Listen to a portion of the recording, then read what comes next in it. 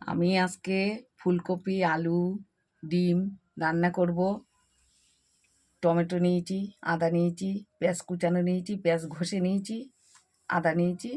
এবার আমি রান্না করি কিভাবে দেখুন আপনারা। তেলটা আমি কড়াইতে দিয়ে দিয়েছি। এবার ডিমটা দিলাম, লবণ হলুদটা দিয়ে দিয়েছি। এবার একটু নাড়াচাড়া দিয়ে নিই, একটু ভাজা হয়ে যাক। কপিটা আমি পাশে একটু গরম জলে দিয়েছি, একটু ভাপ দিয়ে নিই। তার মধ্যে ডিমটা ভাজা হয়ে যাবে, আর আলুটা ভাজা করতে হবে।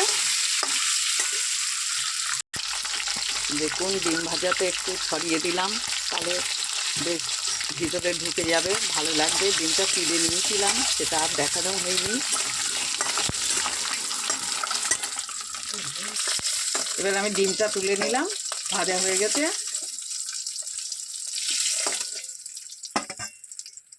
এবার আমি আলুটা দিয়ে দেবো।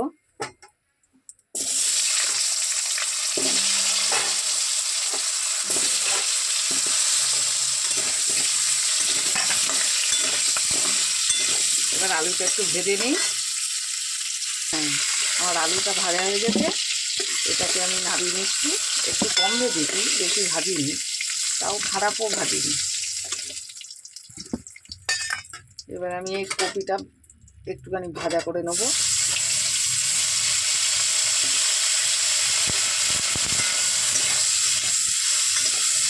একটু ভাজা করে নিই।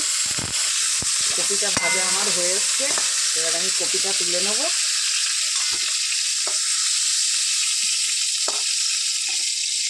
কপিটা, ডিমটা, আলুটা ভাজা হয়ে গেছে, এটা আমি সাইড করে রাখলাম। এবার আমি জিরে আর একটু শুকনো লঙ্কা ফোড়নে দেবো, দিয়ে দিলাম। একটু ভাজা হোক।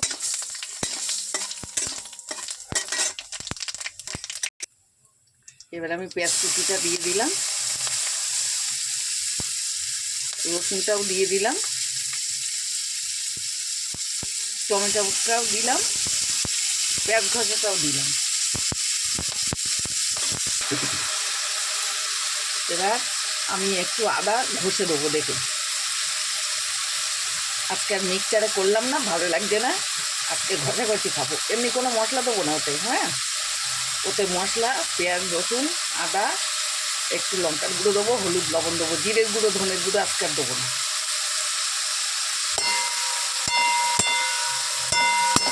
সামান্য আদা দিলাম, বেশি আদা দিলে আবার তিতো লাগে।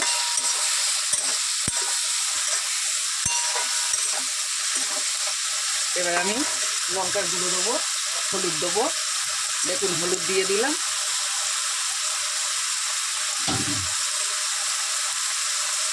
এই লঙ্কার গুঁড়োটা দিলাম। এবার একটু জল দেবো, দিয়ে মশলাটা কষিয়ে নেব।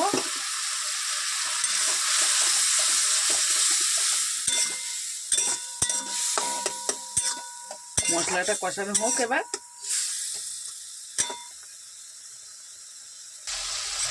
মশলাটা আমার কষানো হয়ে যাচ্ছে। এবার আমি আলুটা দিয়ে দেবো।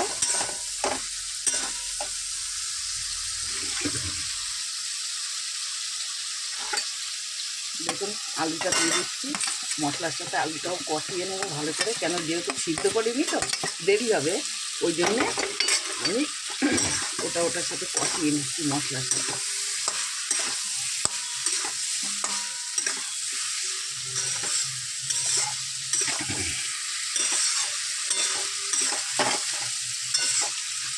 এবার কষানো হবে। আমি একটুখানি সামান্য চিনি দেবো।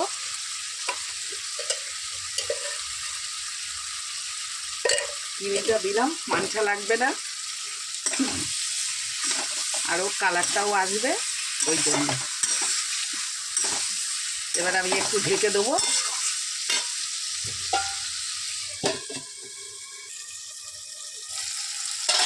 এবার দেখুন খানিকটা কষানো হয়ে যাচ্ছে।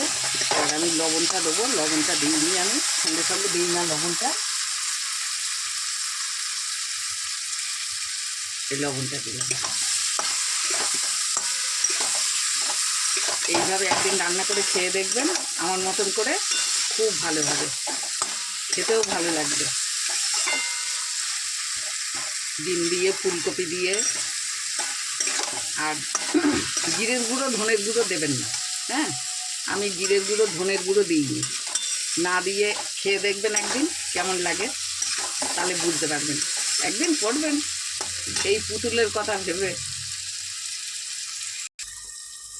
দেখুন আমার কষানোটা মনে হচ্ছে হয়ে গেছে। এই যে কড়া দিয়ে তেল গড়িয়ে আসছে, কষানোটা হয়ে গেছে। হ্যাঁ, এবার আমি জল দেবো।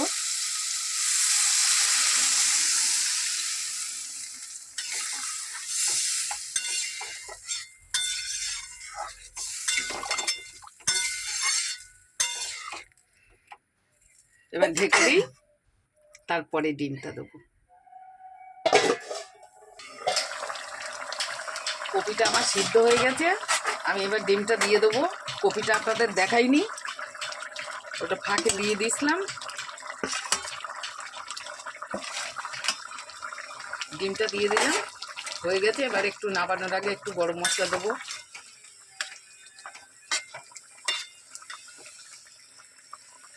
হ্যাঁ, সিদ্ধ হয়ে গেছে, বেশ হালকা মতন হয়েছে, খুব ঘন হয়নি, ভালোই লাগবে। কপির ঝোল তো বেশি ঘন করলাম না, কেন আবার গ্যাস ফ্যাস হয় যদি।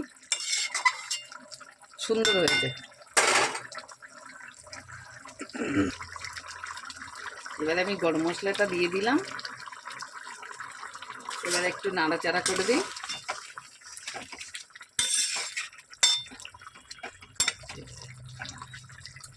এবার আমি ঢেলে নেব।